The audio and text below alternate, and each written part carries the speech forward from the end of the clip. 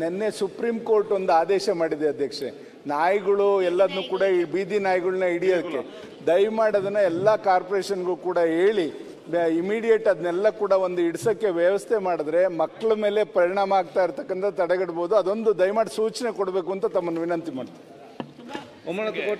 Supreme court ಮೂರು ನಗರಕ್ಕೆ ಮಾತಾಡಿದೆ. It should be extended to all over the country. ಯಾಕಂದ್ರೆ ಕಳೆದ 6 ತಿಂಗಳಲ್ಲೇ 18,000 ಡಾಗ್ ಬೈಟ್ಸ್ ಬೆಂಗಳೂರಿನಲ್ಲಾಗಿದೆ. 18 ಜನಕ್ಕೆ ರೈಬಿಸ್ ಬಂದಿದೆ. ಅದಕ್ಕೆ it should become applicable even in Bangalore, Mangaluru, Mysuru ಎಲ್ಲ ಕಡೆ ಬರಂಗೆ ಮಾಡಬೇಕು ಅಂತ. ವಿಧಾನಸೌಧ ಆಲ್ಸೋ.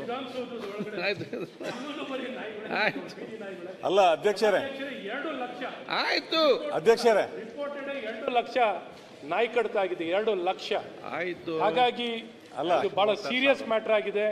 ಅದಕ್ಕೆ ಯಾರೇ ಪೂರಕವಾಗಿ ನಾಯಿಗಳ ಏನು ಆಯ್ತು ಪ್ರೇಮಿಗಳಿದಾರೋ ಅವ್ರ ಮನೆಗಳು ಕೊಡೋಣ. ಇಲ್ಲಿ ಬೀದಿಗಳಲ್ಲಿ ಚರ್ಚೆ ಅಲ್ಲ, ದಯವಿಟ್ಟು ಇದು ಸೀರಿಯಸ್ ಮ್ಯಾಟ್ರು. ಯಾಕೆಂದ್ರೆ ಮುಖ್ಯಮಂತ್ರಿಗಳು ತಮ್ಮ ಟ್ವೀಟ್ ಅಲ್ಲಿ ಅಂದ್ರೆ ಕಾರ್ಪೊರೇಷನ್ ಅವರು ಬಿರಿಯಾನಿ ನಾಯಿಗಳಿಗೆ ಕೊಡೋದು ಬೇಡ, ನಾಯಿಗಳು ಹಿಡಿಯುವಂತ ಕೆಲಸ ಮಾಡಲಿ ದಯಮಾಡಿ. ಅದಕ್ಕೊಂಚೂರು ಈಗ ಆದೇಶ ಕೊಡಿ. ಆಯ್ತು ಹೇಳಿದ್ರಲ್ಲ, ಇದು ಕಡಿವಾಣ ಹಾಕ್ಲಿಕ್ಕೆ ಸುಪ್ರೀಂ ಕೋರ್ಟ್ ಜಡ್ಜ್ಮೆಂಟ್ ಪ್ರಕಾರವಾಗಿ ಕರ್ನಾಟಕ ರಾಜ್ಯದಲ್ಲೂ ಅನುಷ್ಠಾನ ಮಾಡ್ಲಿ ಅಂತ ಕೇಳ್ಕೊತೀನಿ. ಸರ್ ಅದಕ್ಕೆ ಕೂಡ ಸುಪ್ರೀಂ ಕೋರ್ಟ್ ಬರ್ಬೇಕಿತ್ತಲ್ಲ ನನ್ನ ಆಲೋಚನೆ ಮಾಡೋದು ಈಗ. ಸರ್ ಅದಕ್ಕೆ ಪೂರಕವಾಗಿ ನಮ್ಮ ಶಾಸಕರ ಭವನ ಇದೆಲ್ಲ, ಶಾಸಕರ ಭವನದ ಹೊರಗೆ ಬರ್ಲಿಕ್ಕೆ ಗೊತ್ತಿಲ್ಲ, ಬಾಗಿಲು ತೆಗೆದು ಅದರಲ್ಲಿ ಮ್ಯಾಟ್ ಆಗಿದೆಲ್ಲ, ಮ್ಯಾಟ್ ಅಲ್ಲಿ ಮಲ ವಿಸರ್ಜನೆ ಮಾಡಿ ಹೋಗ್ತದೆ, ಹೊರಗೆ ಬರ್ಲಿಕ್ಕೆ ಆಗೋದಲ್ಲ. ಅದು ಶಾಸಕರ ಭವನಕ್ಕೆ ದಯವಿಟ್ಟು ತಾವು ಒಂದು ಗಮನ ಹರಿಸಬೇಕು. ಇದರ ಬಗ್ಗೆ ಒಂದು ಅಲ್ಲಿ ಹೇಳಿ ನೋಡಿ. ನಮ್ಮ ಪರಿಸ್ಥಿತಿ ಏನಾಗಿದೆ, ಅದು ತಮ್ಮ ಶಾಸಕರು ಇರ್ಲಿ ಅಂತ ಹೇಳುದು, ಶಾಸಕರ ಭವನ ತಮ್ಮ ವ್ಯಾಪ್ತಿಗೆ ಬರುತ್ತೆ. ಸನ್ಮಾನ್ಯ ಅಧ್ಯಕ್ಷರ ಮಾತಾಡಿ, ತಮ್ಮ ವ್ಯಾಪ್ತಿಗೆ ಬರುತ್ತೆ ಶಾಸಕರ ಭವನ. ದಯವಿಟ್ಟು ಏನ್ ಮಾಡ್ಬೇಕೀಗ?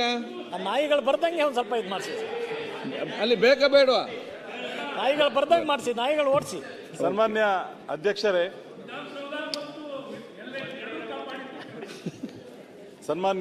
ಅಧ್ಯಕ್ಷರೇ, ಶೂನ್ಯ ವೇಳೆಯಲ್ಲಿ ನನಗೆ ಒಂದು ತುರ್ತು ಆದಂತಹ ಒಂದು ಸಮಸ್ಯೆಯ ಬಗ್ಗೆ